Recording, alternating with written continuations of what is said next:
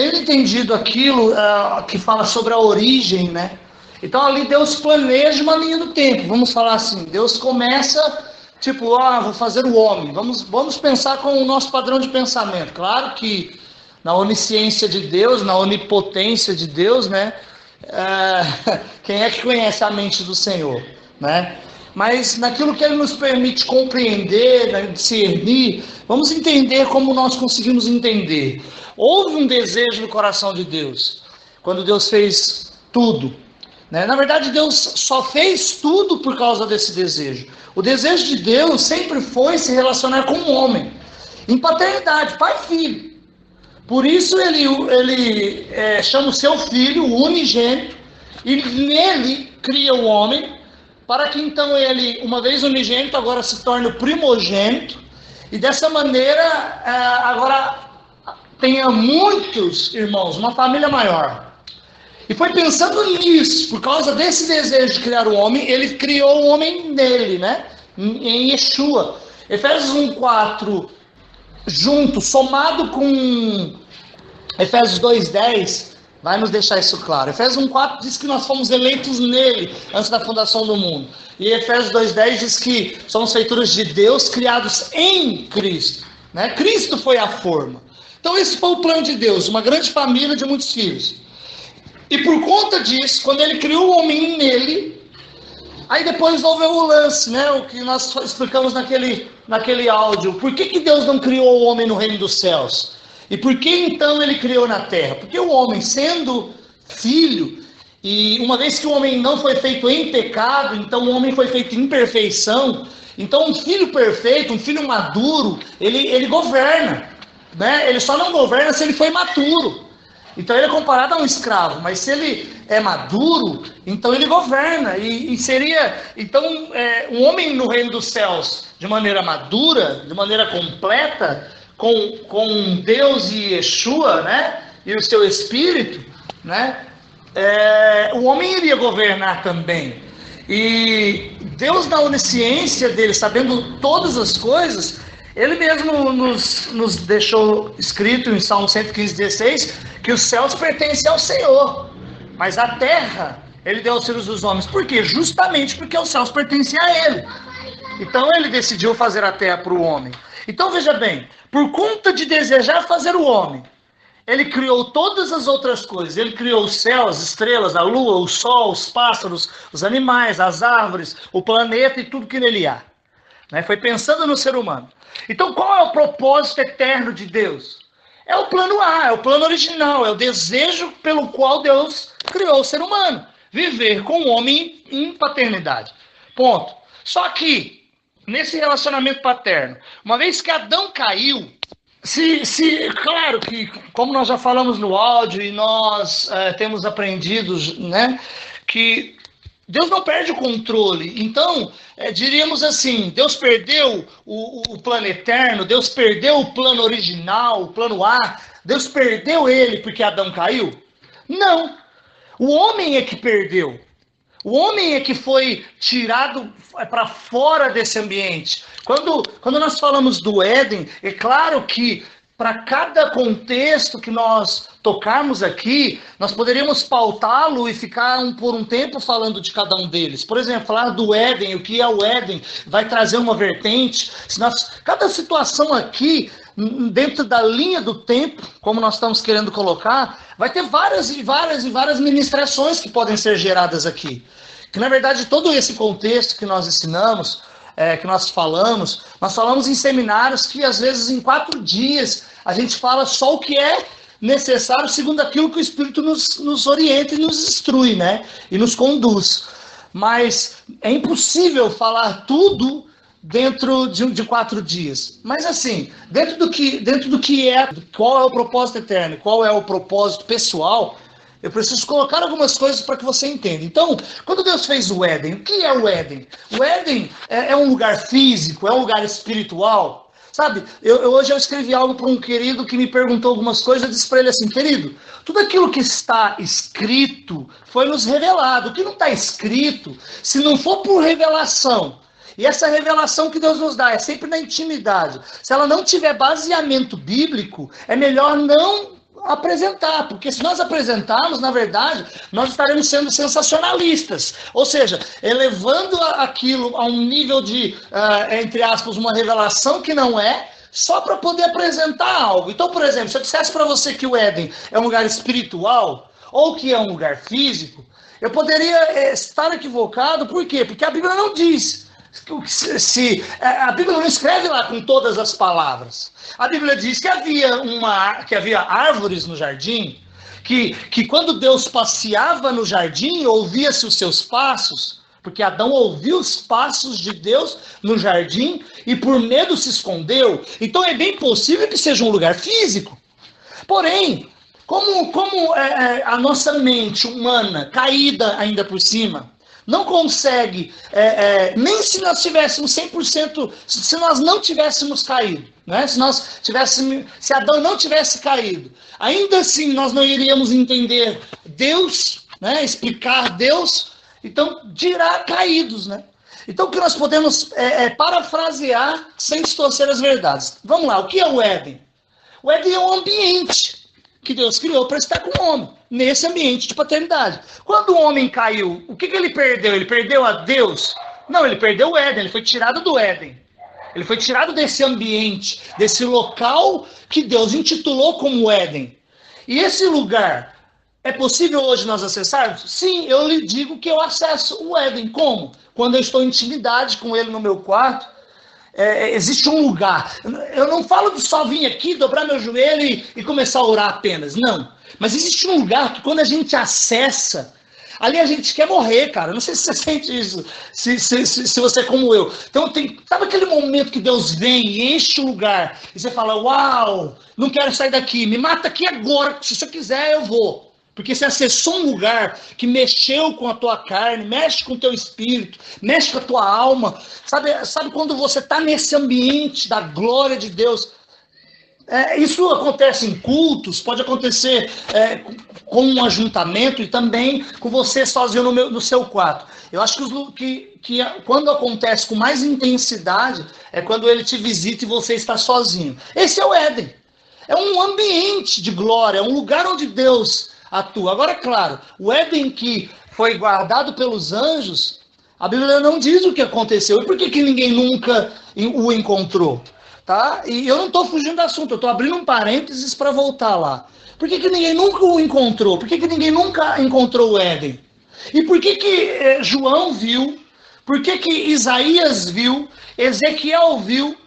E todos eles viram, porém quem declarou foi Isaías e João. Isaías 65, 64, 65, 66, se eu não me engano, fala sobre esse contexto. E João declarou que haverá novos céus e uma nova terra que desce do céu. Que terra é essa que desce do céu? Eu, particularmente, acredito que essa terra que desce do céu, que é a Nova Jerusalém, é o Éden, que um dia subiu. Tá. O que isso tem a ver com o propósito eterno? Tem a ver com o seguinte, que Deus nunca planejou tirar o homem desse lugar, desse ambiente eterno. O propósito eterno de Deus foi criar o homem para viver nesse ambiente de glória com ele, onde, na verdade, a criação, cara, é assim, ó, evento nenhum fará o que só um processo pode fazer. Como eu te falei, existem muitos e muitos contextos para ser explicado. Não tem como eu seguir uma linha reta sem abrir parênteses. Por exemplo, por que hoje a criação aguarda a manifestação dos filhos de Deus? Porque ela se tornou maldita. O próprio texto diz isso. Versículo 20, 21, né, vai dizer isso. Que por conta não por sua livre e espontânea vontade, mas por causa daquele que a sujeitou, ou seja, Adão sujeitou a criação, e por causa disso ela se tornou maldita. Ela se tornou inútil. E aí nós voltamos lá em Gênesis 3, né? A partir do verso 8 em diante. Então nós veremos que a criação, no verso 8, 9, 10, até, se não me engano, 17, 18, por aí. Diz que a criação se tornou maldita por causa do pecado do homem. E agora, por causa disso, veja bem, se nós observarmos, antes disso, a criação nunca havia produzido espinhos, abrolhos, né, cardos, nunca tinha produzido. Mas depois da queda do homem, a criação começou a produzir sabe? Para que você pudesse entender isso legal, eu teria que te enviar um texto para você ler, que eu intitulei Aonde estão os filhos? A manifestação profética que a criação anseia. Onde estão os filhos?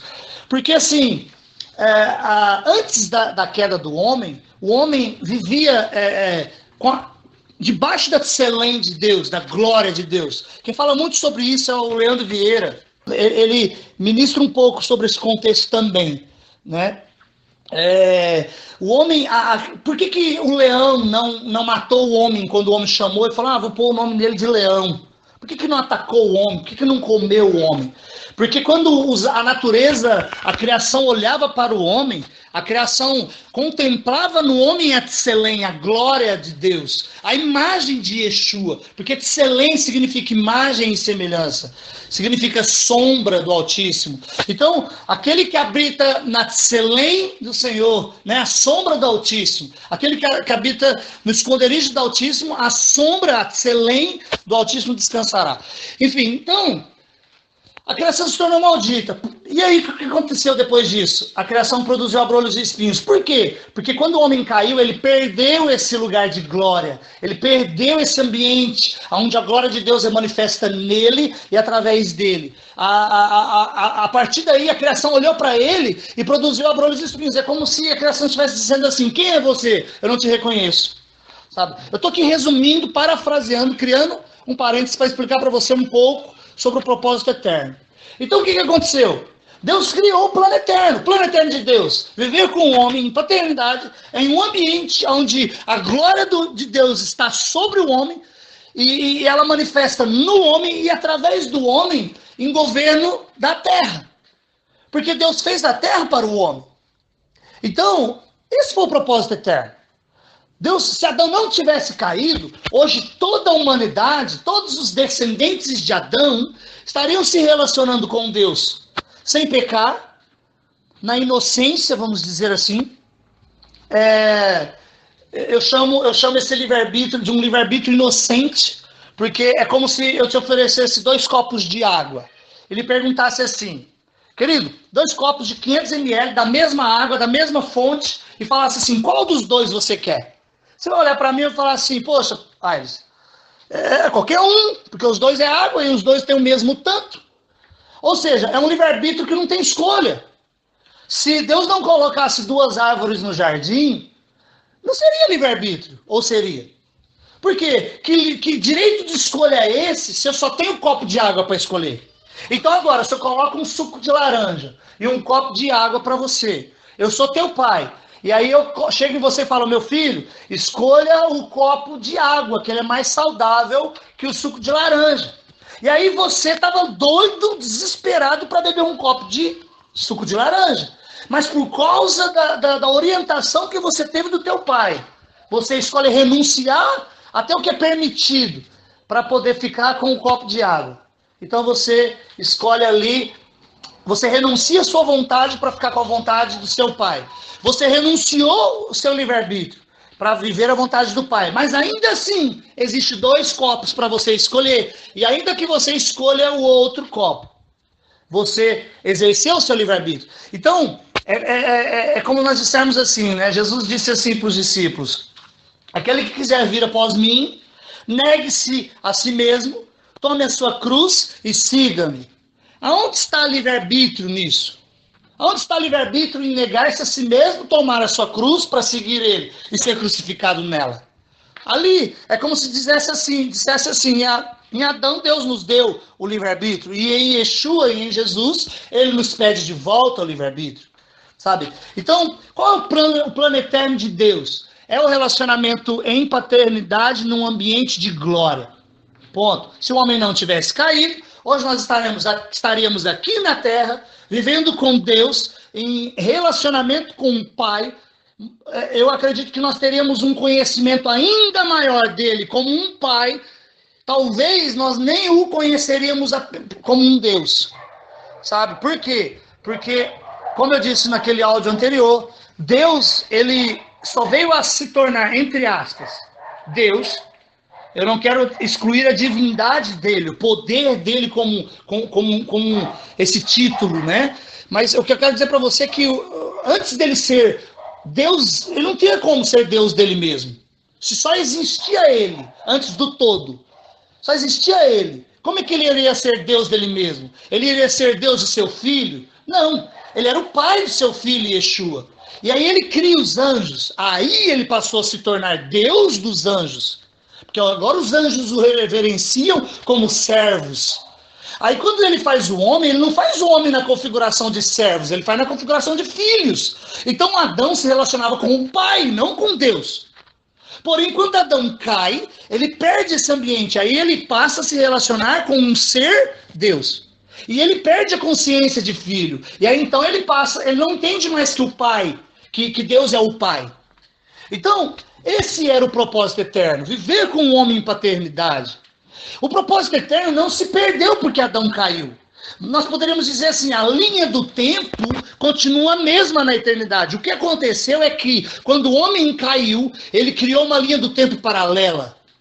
Talvez se o homem não tivesse caído, talvez nós não chamaríamos o nosso tempo de Cronos. Talvez, sabe, é um talvez, eu não posso alegar algo que não aconteceu, mas pelo raciocínio lógico, nós estaríamos ainda na eternidade, nós não teríamos sido removidos do jardim, nós não teríamos sido removidos do ambiente eterno, nós não teríamos perdido aquilo que Deus planejou. Então, o que Deus planejou não se perdeu. Então, o que ele faz? Ele cria planos adicionais que foram levantar homens durante o tempo na história para levar o homem de volta. Porém, os homens se perderam durante muitas porque não se trata de Deus, se trata do homem. Não é Deus que falhou, foi o homem que falha. É o homem que não conseguia sustentar aquilo que Deus estava fazendo. Então Deus teve que enviar o seu filho. O pai teve que enviar o seu filho. Para quê? Para nos lembrar que nós somos filhos de Deus. Para nos lembrar que ele nunca planejou nos fazermos como servos de um Deus, mas como filhos de um pai. E aí então Yeshua vem e cumpre esse propósito, abre as portas de volta para que a gente possa voltar a acessar a eternidade, o plano eterno, o propósito eterno. E um dia ele vai consumar isso, como sempre o meu pastor Luiz Emílio, ele sempre fala isso, ele diz que o Pai começou e terminou, Jesus começou e terminou, e agora o Espírito Santo está fazendo. E um dia ele vai terminar, e quando ele concluir, nós voltaremos e acessaremos o plano eterno de novo, e iremos habitar ali. Ou seja, o plano original que Deus planejou antes da fundação do mundo, vai ser o que nós vamos viver depois que tudo passar. Quando se cumprir cada uma das profecias, quando se cumprir o grande trono branco, o juízo final, o julgamento, quando forem lançados aqueles que serão lançados no inferno, quando descer a nova Jerusalém do céu, quando se cumprir tudo, depois, o que vai ser? Vai ser o homem voltar ao plano original, que nunca se perdeu. Esse é o plano eterno, ponto. Agora, o que tem a ver o plano eterno em relação ao propósito pessoal, o propósito eterno com o propósito pessoal? O que é o propósito pessoal? E aí eu chamaria essa ministração de predestinação com livre-arbítrio. É uma coisa muito louca, por quê? Porque nós estamos voltando ao genuíno evangelho.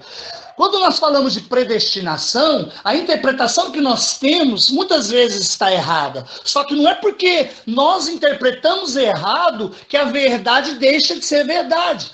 Nós chamamos de predestinação uma coisa que não é predestinação. Se você me pergunta assim, Aires, existe predestinação? Eu lhe diria, claro que existe, porém não é o que se entende por aí. O que é predestinação? Salmo 139, 16, Efésios 2:10, parte B. Romanos 8, 28, 29. Efésios 1:5. E tantos outros textos que falam que ele nos predestinou. O que é predestinação? Salmo 139, 16 diz que no seu livro foram escritos todos os meus dias, cada um dos meus dias, escritos e determinados, antes que cada um desses dias viessem a existir. E ponto final, ele escreveu o meu e os seus dias. Efésios 2,10 diz, somos feituras de Deus, criados em Cristo. Para quê? Para toda boa obra, vírgula, que de antemão ele já preparou para que nós andássemos nela. Ou seja, ele já preparou a boa obra. Agora nós só precisamos descobrir e percorrer. Já está preparada. Sabe, então como que é isso? É que as pessoas entendem que predestinação, e é aí que eles erram. Eles entendem que predestinação é assim. Se uma pessoa morre e vai para o inferno, foi porque Deus escolheu. Se a pessoa morre e vai para o céu, é porque Deus escolheu. E ela pode viver a vida inteira dela do jeito que ela quiser, porque se ela estiver predestinada para o céu, pronto, ela vai para o céu. E ela pode viver a vida mais santa que for, que se ela estiver predestinada para o inferno, ela vai para o inferno. Não, não é isso. Não é isso que a Bíblia nos ensina. Jeremias 29:11 diz assim, eu é que sei o pensamento que eu tenho a vosso respeito. Pensamento de paz e não de mal. Para vos dar o quê? O fim que vocês desejarem. Olha só, eu penso paz, mas é você que deseja o fim que você vai viver. Ou seja, eu escrevi que você seria aquele que estaria estabelecendo fundamentos de reino. Porém, você agora decide se você quer viver o que eu escrevi a seu respeito ou se você quer viver a sua vida. Ou, por exemplo, eu escrevi que você seria um maior empresário do Brasil e que você iria ter tantos recursos em suas mãos para investir em tantas obras de missões, em tantos trabalhos de reino, mas você escolheu vestir um terno e uma gravata, sair por aí dizendo que você era o pastor. Ou seja, não se trata de o que nós estamos... Na verdade, é como o Luiz fala e o Leandro fala. Não se trata do que estamos fazendo, mas se trata do que nós estamos nos tornando. Ou seja, será que nós estamos entendendo o propósito dele para nós e estamos vivendo? Será que nós estamos entendendo o que ele escreveu sobre nós e estamos nos tornando a própria profecia, como João Batista? João Batista, um filho de Zacarias. Zacarias era o último da linhagem de Arão. Segundo a lei, só pessoas da linhagem de Arão é que poderiam exercer o sacerdócio e o sumo sacerdócio. Só pessoas da tribo de Levi, da linhagem de Arão, poderia ser sumo sacerdote. E aí, quem era o último da linhagem? Era Zacarias. Quem era o filho de Zacarias? João Batista. João Batista era o herdeiro da estola sacerdotal. Sim, porém, um dia um anjo apareceu para seu pai e para sua mãe dizendo assim, que o filho que eles esperavam não iria vestir as peles, as melhores roupas do templo, que eles não iriam comer as carnes que eram oferecidas como sacrifício, que ele não iria, oferecer o sacrifício pelo povo, que ele não iria habitar nos templos. Não. Um anjo apareceu dizendo para ele que ele seria aquele que prepararia o caminho de Yeshua em cumprimento a uma palavra profética que havia escrito sobre ele há quase 400 anos atrás, profetizada por Isaías. Aí um dia, eu imagino, aí eu vou conjecturar com aquilo que eu posso sem distorcer as escrituras. Eu imagino uma criança, pela lógica, né? E baseado também em Deuteronômio capítulo 6, versículo 4, que diz que ali Deus dá uma ordem a Moisés para que os pais ensinassem os filhos de uma maneira que chegasse a inculca aos vossos filhos. Fale da palavra andando pelo caminho, sentado para comer, ao levantar, ao deitar, fale, inculque aos vossos filhos. Então, baseado nessa palavra, eu imagino uma criança que, segundo a tradição judaica, tem que decorar a Torá e o livro dos profetas até os 12 anos de idade. E aí eu imagino uma criança crescendo com seu pai e a sua mamãe dizendo para ele, filho, você, o papai, é o último da linhagem de Arão, porém, então você seria o sumo sacerdote no templo. Porém, um anjo apareceu para o papai e para a mamãe e disse que você se tornaria aquele que prepararia o caminho. Aí, é lógico, ele foi instruído na cultura e no conhecimento dos judeus. E aí essa criança começa a estudar a Torá e o livro dos profetas. E eu imagino ele lendo Isaías 40. E se fosse eu ainda, quando criança, eu iria dar um pulo. Aqui, mamãe, papai, é sobre mim, não é? É sobre mim que está falando aqui, né? Aqui está falando de mim, Isaías 40. A voz do que clama no deserto. Preparai o caminho. E, cara, para completar ainda mais esse padrão de entendimento, ele foi cheio do Espírito Santo ainda no ventre de sua mãe. Pelo menos as Escrituras nos dizem isso. Então, o que eu quero dizer aqui? Uma criança que ouviu seu pai e sua mãe dizendo que ele não seria o que a lei determina que ele seria, mas ele seria o que uma palavra profética foi dita há alguns anos atrás a respeito dele. Então, ele lendo as escrituras, ele aprendendo sobre isso, ele lê sobre ele mesmo ali, aquilo que Deus já havia escrito sobre ele. E aí ele lê sobre mim? Sobre você, filho. Isso aí é você mesmo. Poxa, mas aqui está dizendo que a voz que clama, clama no deserto. Se nós lemos Mateus capítulo 4, nós vamos ver Jesus levado pelo Espírito ao deserto. Porém, se nós lemos Lucas capítulo 1, 2 e 3, nós vamos ouvir falar de João e nós vamos dizer assim, e apareceu João no deserto. Ninguém o levou, ele foi por conta própria.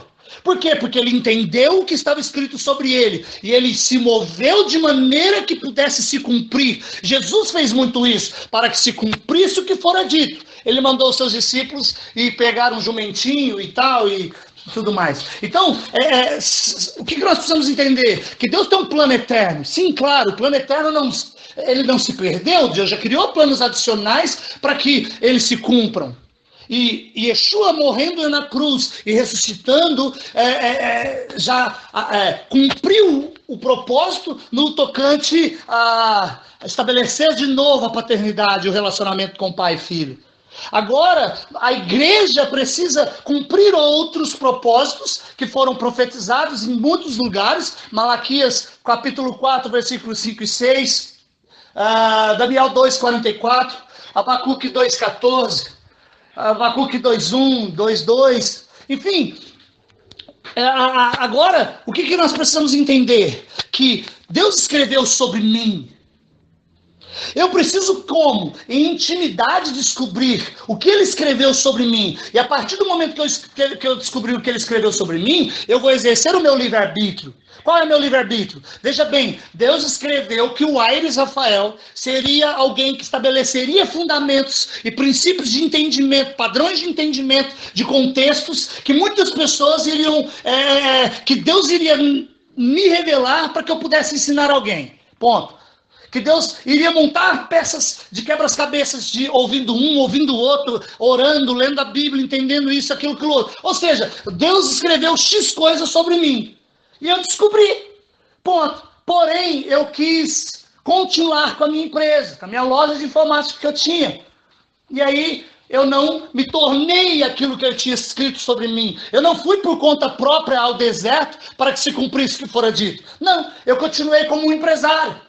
Aí, eu peguei todos os meus recursos financeiros, todos eles. Eu pagava só as minhas contas e o restante eu enviava tudo para missões. Só que vai chegar naquele dia, ele vai dizer assim, eu vou dizer para ele, mas Senhor, não foi eu que enviei muitos milhões e milhares de recursos para o Luiz Hermínio, não foi eu que investi no José Rodrigues, não foi eu que enviei recursos para o pastor Samuel Torres. E ele vai dizer, realmente, e com esses recursos, o pastor Samuel e todos esses que você me disse, eles cumpriram o propósito que eu escrevi sobre eles. Mas eu não escrevi que você seria um grande empresário. Eu escrevi sobre você que você seria aquele que estaria estabelecendo fundamentos, pregando o evangelho, ensinando e indo. E aí ele vai dizer, apartai-vos de mim, vós. Por quê? Porque vocês praticaram a iniquidade. Mas papai, quando é que é iniquidade? É pegar todas minhas riquezas e não comprar nada para mim, a fim de investir no reino de Deus. É quando você se torna iniquidade, quando você não faz a minha vontade, mas faz a sua. Ou seja, vamos no ao contrário agora. Então, Deus escreveu sobre mim que eu seria um grande empresário. E eu decidi fechar a minha empresa e abrir uma igreja. E aí eu me tornei o pastor Aires. E aí eu prego, ganho alma violentamente. E o melhor de tudo, essas almas entram no céu. E eu chego diante de Deus, ele fala, vocês tudo que foram ganhando, vem para cá, vocês vão entrar. Mas ele não. Eu vou olhar, mas Deus, eu que ganhei essas almas. Ele vai dizer, muito obrigado, porque eu precisei de que alguém falasse para elas do meu amor. Porém, eu não escrevi que você seria essa pessoa. Sabe, Deus, ele não perde o controle, porém ele nos deu o livre-arbítrio de escolher o que ele escreveu sobre nós. E aí muitos vão dizer, Senhor, não foi eu que profetizei em seu nome, não foi eu que curei em seu nome, não foi eu que fiz isso e aquilo em seu nome. E ele vai falar, foi você mesmo. E muitas dessas pessoas que você curou, que você profetizou, e tudo isso estão entrando, mas você, apartai-vos de mim porque vocês praticaram iniquidade. E eu te pergunto, quando é que é iniquidade curar enfermos, expulsar demônio? É quando nós não fazemos a vontade de Deus, mas a nossa vontade. Então, querido, qual é o propósito eterno de Deus? Que o homem entenda a origem. Porque é a origem, o porquê Deus criou o homem, o desejo de estar com o homem, de se relacionar com o ser humano. Esse é o propósito eterno. E o propósito pessoal é o que Deus escreveu sobre você. Que você precisa discernir, descobrir, se amoldar ao ponto que você se torne. E é tão interessante isso, que se você abrir a sua Bíblia agora em João capítulo 1, versículo 19, você vai ver que os homens, as pessoas, os judeus, enviaram alguns fariseus até João o Batista e perguntaram para ele, diga-nos para nós quem tu és. E aí ele respondeu já dizendo assim, ó queridos, se vocês pensam que eu sou o Cristo, fiquem tranquilos, eu não sou. Ou seja, a primeira coisa é que ele sabia quem ele não era. E aí depois perguntaram, então tu és Elias? Ele disse, não, não sou. Tu és Jeremias? Também não sou. Quem tu és? Tu és o profeta? E ele disse, não, não sou profeta. Mas Yeshua disse que ele era um profeta. Mas é porque o padrão de entendimento dele estava tão intenso, sabe? Ele estava tão mergulhado na verdade de que ele se tornou uma palavra, que ao responder ele disse assim, não, eu não sou profeta. E aí perguntaram, então dizes quem tu és? Ele disse assim, ó, eu sou aquilo que saiu da boca de Isaías. Eu sou a palavra que saiu da boca de Isaías, entrou na minha mãe e gerou a mim. Eu sou a própria palavra, sabe? Eu sou a voz do que clama no deserto, como profetizou o profeta Isaías. Eu sou a própria palavra encarnada. Querido, Deus escreveu sobre você todos os teus dias, escritos e determinados, cada um deles. E eu te pergunto, você já descobriu quais são? O que Deus escreveu sobre você, você já se amoldou, você já se tornou o que Ele escreveu sobre você? Você está trazendo vida ao que Ele escreveu sobre você? Você já está encarnando a mensagem que é o que Deus escreveu sobre você? Eu quero dizer para você que a primeira pessoa que profetizou a seu respeito foi o próprio Deus quando Ele escreveu sobre ti. Eu gosto muito daquela palavra do Luiz, que diz que todas as pessoas foram, antes de exercer qualquer coisa, elas foram profetizadas. E muitas pessoas estão esperando um homem vir e dizer, eis que te digo. E eu quero lhe dizer que Deus, antes de qualquer outro ser humano, já profetizou sobre mim e você. O que ele profetizou? É isso que nós precisamos entender, descobrir, nos amoldar, nos tornar, para podermos, sabe, manifestar o que ele escreveu sobre nós. E esse é o propósito pessoal. E aí entra uma das coisas fundamentais e muito importante, que quando eu e você descobre qual é o nosso propósito pessoal, ou seja, Deus escreveu algo sobre o Aires, ponto. E Deus escreveu algo sobre o pastor Samuel Torres, ponto.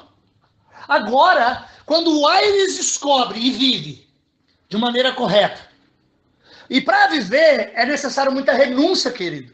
É como eu disse, às vezes ele coloca, veja bem, renunciar ao que é pecado, não sei, você já deve ter ouvido falar isso, eu gosto de falar isso, porque ajuda no entendimento. Eu aprendi e gosto de impartir com os irmãos. Renunciar ao que é pecado é nossa obrigação, mas renunciar até o que é permitido, por causa do propósito, é questão de honra. Então quando se trata de dizer que Deus colocou um copo de água e um copo de suco de laranja, é fácil, por quê? Porque eu não estou falando de um pecado. Não estamos falando de um manjar de Satanás oferecido para você em contraste, em contrapartida do que Deus te chamou. Não. Porque renunciar ao que é pecado é minha e sua obrigação. Agora, veja bem, às vezes tem um copo de suco que não é pecado e um copo de água. E Deus te pede para você renunciar o que não é pecado muitas vezes para viver o que Ele escreveu sobre você. Então você beba o copo de água, que é o desejo de Deus por sua vida. Então aí uma vez que eu já decidi a viver o que Deus escreveu sobre mim, o meu copo de água, Eu abracei o meu copo de água. Ainda que eu esteja com muito, muito desejo de tomar um suco de laranja, e isso não seja pecado. Eu, por amor ao propósito de Deus eterno, e pelo amor ao propósito que Ele tem para com a minha vida, eu digo a Ele, Senhor, eu renuncio ao suco de laranja delicioso que está diante de mim, para ficar com o seu copo de água. E aí você vive a mesma coisa.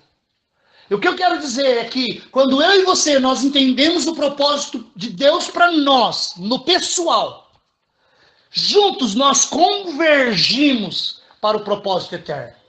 E nós precisamos entender isso. Por quê? Porque senão nós estaríamos desalinhados no corpo. Pessoas que estão fluindo fora do seu chamado. Perdão, não é chamado, a palavra correta não é chamado. Eu entendo que Deus não chamou ninguém para a execução de nenhum serviço. Nas escrituras de Gênesis e Apocalipse, nós não veremos a palavra chamado no contexto de vocação. Vocação é vocação, chamado é chamado. Deus chamou para que nós estivéssemos com Ele. Agora, claro, a consequência de estar com Ele é viver e exercer a vocação. Então, Deus não nos chamou para serviço. Ele nos vocacionou para serviço. E nos chamou para estar com Ele. Marcos capítulo 3, 13. Jesus subiu a um lugar alto e chamou aqueles a quem Ele quis para que estivessem com Ele. E eles foram e estiveram com Ele. E então Ele os nomeou como apóstolos para que pudessem ir e pregassem o Evangelho. Ou seja, primeiro Ele chamou para estar com Ele. E na medida que o homem respondeu ao chamado, então ele foi colocado dentro daquilo que Deus estava fazendo. Eu escrevi um texto essa semana que eu disse no texto seguinte, que ouvir o que Deus está te falando não te coloca dentro daquilo que Ele está fazendo. Porém, ouvir o que Ele está falando te possibilita dar uma resposta ao que Ele está falando. E é essa resposta que vai determinar se você será ou não inserido ao que Ele está fazendo. E também determinará o grau de intensidade dessa inserção. O quanto você vai ser inserido vai depender do tamanho da resposta que você dá. Jesus, sendo Deus, não usurpou ser igual a Deus, mas aniquilou-se a si mesmo. Esvaziou-se de tudo no tocante à glória de Deus. Ele estava lá com Deus, o próprio Deus, mas ele decidiu deixar toda a sua glória divina para descer aqui e se tornar servo e morrer numa cruz. E aí eu lhe digo, qual for a sua autoridade, a sua renúncia, será a sua autoridade. E a Bíblia diz que por causa disso, Deus colocou o nome dele acima de todos os nomes. Eu entendo que hoje, para que nós possamos acessar o Pai, nós precisamos passar pelo Filho. Que tamanha autoridade é essa?